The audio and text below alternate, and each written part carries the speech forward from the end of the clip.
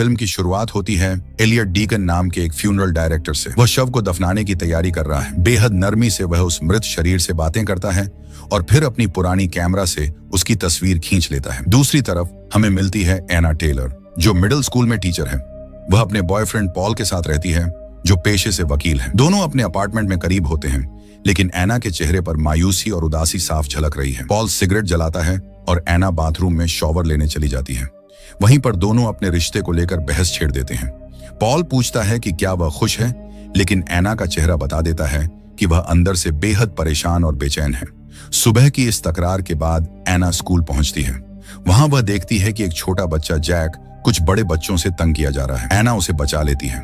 Jack अपनी class में रखे एक छोटे चूजे के बारे में पूछता है और डरते हुए कहता है कि शायद वो मर गया है। एना उसे समझाती है कि वो मरा नहीं है, बस डर गया है, लेकिन खुद एना का मन भी टूटा हुआ है। क्लासरूम में वह बेजान सी डेस्क पर बैठी रहती है, गहरी सोच में डूबी हुई। वह दवाइयां खाती है और अपने दिन को खींचती रहती है। शाम को जब वह स्कूल से निकल रही होती है तो अचानक उसे अजीब एहसास होता है। गलियारे की बत्तियां एक एक करके बंद होने लगती हैं। पूरा कॉरिडोर अंधेरे में डूब जाता है और एना डर के मारे चीखने ही वाली होती है कि तभी छोटा जैक वहां आ जाता है और लाइट्स वापस जला देता है। एना चैन की सांस लेती है और दोनों साथ बाहर निकलते हैं। बाहर एना उसे बताती है कि वह अपने पुराने पियानो टीचर की फ्यूनरल में जा रही है। जैक भी चलने की जिद करता है, लेकिन एना कहती है कि ऐसे मौके बच्चों के लिए नहीं होते। एना वहां से निकलती है और दवा खरीदने फार्मेसी पहुंचती है। वहीं पास एक हेयर सैलून देखती है और अचानक अपने बाल लाल रंग में डाई करवा लेती है। इसके बाद वह फ्यूनरल पर पहुंचती है।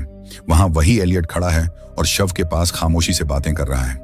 एना अपने टीचर के शरीर को देखती है और थोड़ी देर के लिए उसे लगता है जैसे वह सांस ले रहा हो। घबराकर वह वहां से बाहर चली जाती है, लेकिन एलियट खिड़की से उसे घूरता रहता है। उस रात पॉल और एना डिनर डेट पर जाते हैं। पॉल उसके लिए एक सरप्राइज लेकर आया है, शादी का प्रपोजल, लेकिन बात बिगड़ जाती है।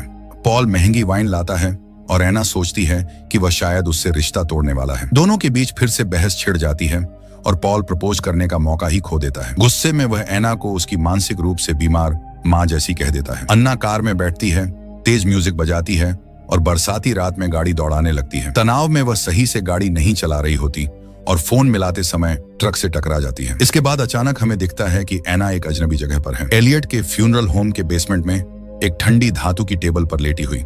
उसके सिर पर चोट के निशान हैं और उसने लाल ड्रेस पहनी है।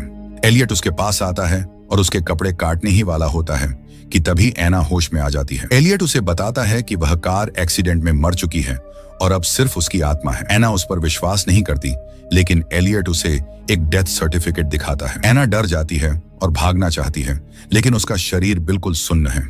एलियट मुस्कुराकर कहता है, हर कोई पहले यही सोचता है कि वो जिंदा है और फिर लाइट बंद करके उसे अंधेरे में छोड़ देता है।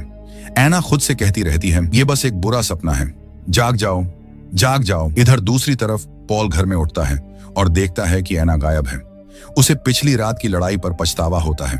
वह उसे कॉल करता है, लेकिन फोन अब एलियट के पास है। एलियट कॉल को अनदेखा कर देता है और एना का फोन एक पेपर बैग में डाल देता है।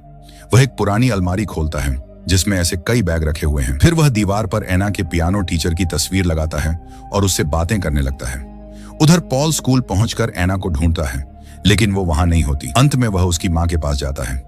एना की माँ ठंडे लहजे में कहती है, तुम्हारी वजह से मेरी बेटी मर गई। पॉल अपनी आंखों में आंसू लिए खड़ा है। एना की ठंडी और बेरहम माँ उसे ताने मारती है, मुझे तो तुम कभी पसंद ही नहीं आए। ये सुनकर पॉल टूट जाता है। इसी बीच दूसरी तरफ एना अभी भी यकीन नहीं कर पा रही कि वो मर चुकी है। एलियट उसके माथे की गहरी चोट को सी रहा होता है। एना बार बार उससे रहम की भीख मांगती है, लेकिन एलियट उसे समझाता है कि अब सब खत्म हो चुका है। वह उसकी गर्दन में पीला सा तरल इंजेक्ट करता है और एना बेहोशी में चली जाती है। तभी दरवाजे की घंटी बजती है। एलियट ऊपर जाकर देखता है, ये एना की माँ है। वह अपनी बेटी के शव को देखकर भी आंसू नहीं बहाती, उल्टा वह उसे कोसती है कि उसने अपनी माँ को अकेला छोड़ दिया। जाते जाते बस एक आखिरी ख्वाहिश रखती है, इसके बालों का रंग बदलकर वापस काला कर देना। उधर जैक अखबार से एना के एक्सीडेंट की कटिंग निकालकर संभाल रहा है। उसकी माँ सामने टीवी पर खाली निगाहों से देख रही है, मानो जिंदा होकर भी मरी हुई हो। जैक उससे कहता है कि उसे स्कूल से लेने आना, लेकिन उसकी माँ कोई प्रतिक्रिया ही नहीं देती। वहीं फ्यूनरल होम के बेसमेंट में एना को होश आता है। इस बार वह देखती है कि उसका शरीर हिल सकता है। वह अपनी नब्ज टटोलती है, खुद को छुटकी काटती है और सबूत ढूंढने लगती है कि कहीं वह सच में जिंदा तो है। घबराकर वह टेबल से उठती है और फोन करने की कोशिश करती है, लेकिन फोन पहले से ही बिजी है क्योंकि ऊपर एलियट उसी पर उसकी फ्यूनरल की डिटेल्स कंफर्म कर रहा होता है। एना चीख चीख कर मदद मांगती है, लेकिन दरवाजा बंद है। ठीक उसी समय पॉल वहां पहुंचता है और एलियट से अपनी गर्लफ्रेंड का शरीर देखने की जिद करता है, पर एलियट मना कर देता है क्योंकि पॉल कानूनी तौर पर उसका पति नहीं है। दोनों में बहस होती है।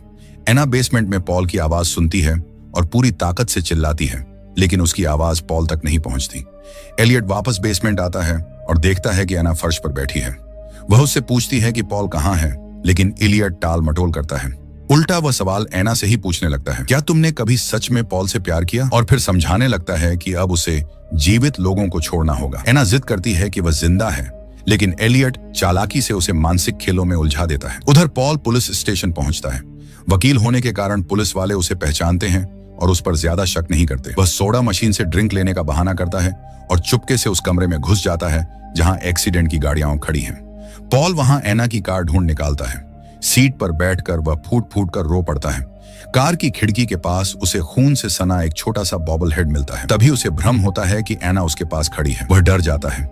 इसी बीच उसका एक पुलिस दोस्त वहां आकर उसे संभालता है। पॉल वह बॉबल हेड उठा लेता है और घर लौट जाता है। इधर एना बेसमेंट का ताला खोलने के लिए चाकू का इस्तेमाल करने लगती है, लेकिन तभी उसकी नजर कमरे के कोने पर जाती है जहां एक और शव रखा है, बुजुर्ग औरत एम्स व्हाइट हॉल का। यह देखकर एना का दिल कांप उठता है।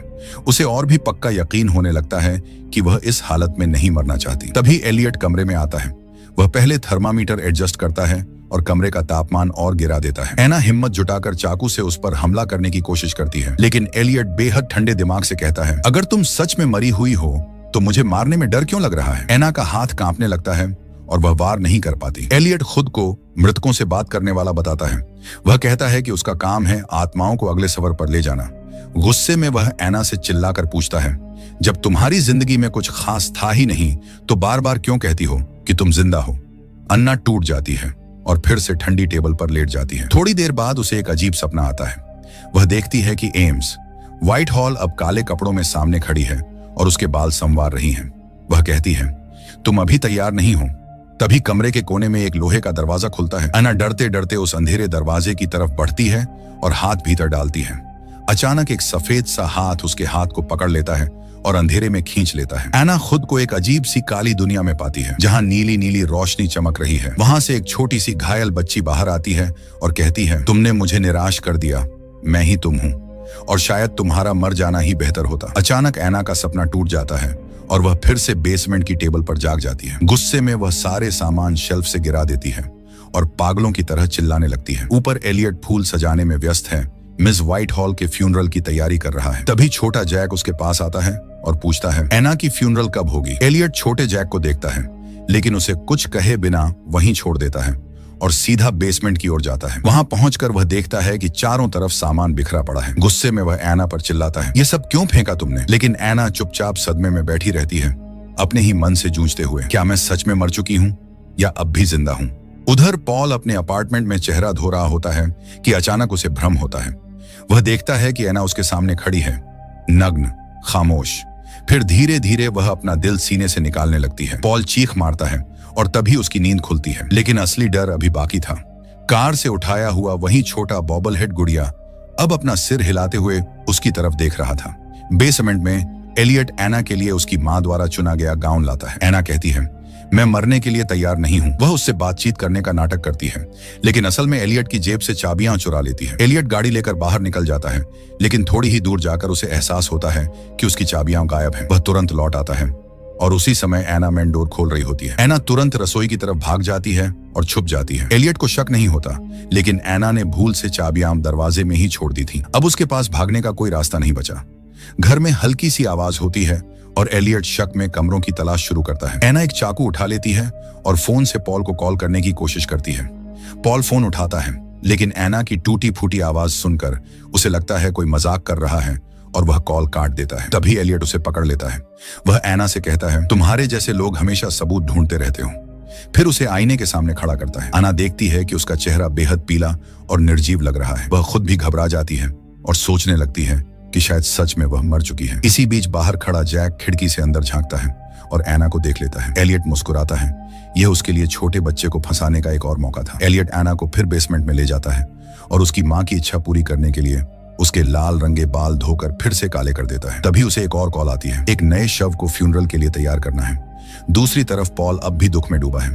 वह एना के स्कूल पहुंचता है और उसकी चीजें समेटने लगता है। ड्रॉर में उसे पुराने पिकनिक की तस्वीरें और पोस्ट कार्ड मिलते हैं जो एना ने सिर्फ उसके लिए संभाल कर रखे थे। उन यादों को देखकर उसकी आंखें भर आती हैं और गुस्से में वह सारी चीजें जमीन पर पटक देता है। इधर एलियट बेसमेंट में लौटकर एक और शव तैयार कर रहा होता है। वह मृतक के होंठ सी देता है और आंखों में प्लास्टिक भर देता है। एना उससे पूछती है, क्या पॉल ने मेरे लिए आंसू बहाए? एलियट झूठ बोलता है कि उसने नहीं रोया, जबकि सच यह था कि पॉल ने अब तक एना का शव देखा ही नहीं था। एना एलियट से पूछती है, लोग मरते क्यों हैं? एलियट ठंडी आवाज में जवाब देता है, मृत्यु ही तो जीवन को मायने देती है। इसके बाद वह फिर वही पीला तरल उसकी नसों में भर देता है और एना बेहोश हो जाती है।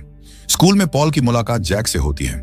जैक कहता है कि उसने एना को फ्यूनरल होम में लाल ड्रेस पहने देखा है। पॉल हैरान होता है क्योंकि एना के पास कोई लाल ड्रेस थी ही नहीं। जैक बार बार कहता है कि उसने उसे सचमुच देखा था। पॉल झुंझलाकर धैर्य खो देता है और जब जैक कहता है कि शायद अब पॉल उसे प्यार नहीं करता, तो पॉल गुस्से में उसे थप्पड़ मार देता है। वहीं फ्यूनरल होम में एलियट अजीब आदत के मुताबिक अपनी खींची हुई तस्वीरों से बातें कर रहा होता है। तभी उसे खिड़की से बाहर एक पुलिस कार दिखती है। उसका दिल घबराने लगता है। पुलिस वाला दरवाजे पर आता है और कहता है, मैं शव देखना चाहता हूँ। एलियट पहले तो भागने की सोचता है, लेकिन पता चलता है कि वह पुलिस वाला उस नए मृतक का भाई है। एलियट चैन की सांस लेता है और उसे बेसमेंट में ले जाता है। पुलिस वाला अपने भाई को देखता है, लेकिन तभी उसकी नजर पास में पड़ी एना पर जाती है। वह बेहोश होती है, लेकिन उसका सिर हल्का सा हिलता है। पुलिस वाला कुछ देर अकेला रहने का अनुरोध करता है और एलियट बाहर चला जाता है। पुलिस वाला धीरे धीरे एना के पास आता है। ऐसा लगता है कि उसे शक हो गया है कि एना जिंदा है, लेकिन वह बस उसके शरीर को छूता है और फिर एलियट के लौटने से पहले वहां से चला जाता है। एलियट इस घटना से परेशान हो जाता है। गुस्से में वह मृत शरीर पर मेकअप करने लगता है और इतना अजीब व्यवहार करता है मानो किसी गुड़िया को तैयार कर रहा हो, लेकिन शव से कोई जवाब नहीं आता। इसी दौरान जैक फिर से फ्यूनरल होम पहुंचता है। वह नए शव के पास जाता है, लेकिन तभी एलियट अचानक आ जाता है और उसे डरा देता है। एलियट बच्चे से कहता है, मृत लोग तुम्हारे पास आते हैं क्योंकि तुम्हारे पास एक वरदान है। मेरे पास भी वही शक्ति है। जैसे लाजर ने यीशु को जिंदा किया था, वैसे ही तुम भी सीख सकते हो। वह जैक को बहलाने लगता है और कहता है कि वह उसे यह शक्ति इस्तेमाल करना सिखा सकता है। गाड़ी चलाते समय पॉल की नजर अचानक एक लाल ड्रेस पर पड़ती है। वही ड्रेस जिसके बारे में जैक ने बताया था। पहले उसे याद नहीं आया, लेकिन अब पॉल को एहसास होता है कि सच में एना के पास ऐसी ड्रेस थी। वह तुरंत गाड़ी मोड़ता है और फ्यूनरल होम पहुंच जाता है। बाहर एलियट पेड़ पौधे काट रहा होता है। पॉल उस पर चिल्लाता है कि उसने एना को देखा है। वह कहता है जैक ने उसे खिड़की से देखा था, लेकिन एलियट बड़ी चालाकी से जवाब देता है कि जैक अक्सर फ्यूनरल होम आता रहता है और उसकी कल्पना बहुत तेज है। पॉल गुस्से में अंदर घुस जाता है और बेसमेंट की ओर दौड़ते हुए एना का नाम पुकारता है। उसी पल एना होश में आती है, लेकिन अब वह मान चुकी है कि वह सचमुच मर चुकी है, इसलिए वह कोई प्रतिक्रिया नहीं देती। पॉल निराश होकर पुलिस के पास जाता है और उनसे सर्च की मांग करता है, लेकिन पुलिस उसे गंभीरता से नहीं लेती और सिर्फ उसकी हालत को शोक समझकर टाल देती है। इधर एलियट एना को टेबल पर लिटाकर अंतिम तैयारियां कर रहा होता है। एना धीरे धीरे अपने दिल की बातें बताने लगती है। वह कहती है कि उसकी जिंदगी सिर्फ एक रूटीन बनकर रह गई थी। उसने कभी खुद को सच्चा प्यार करने नहीं दिया, क्योंकि बचपन से उसे यही सिखाया गया था कि प्यार हमेशा दर्द देता है। जब एलियट उससे पूछता है कि उसे अपनी जिंदगी से क्या चाहिए था, एना का सीधा जवाब होता है, बस खुश रहना। एलियट गुस्से में भर जाता है और उसके रिश्ते पर सवाल उठाने लगता है। अचानक वह दरवाजा खोलकर कहता है, जाओ, तुम्हें एक और मौका दिया है। लेकिन जैसे ही एना बाहर कदम रखती है, उसे डरावना भ्रम होने लगता है और वह जड़ हो जाती है। एलियट ठाका मारकर कहता है, लोग मौत से नहीं डरते, असली डर तो जिंदगी से होता है।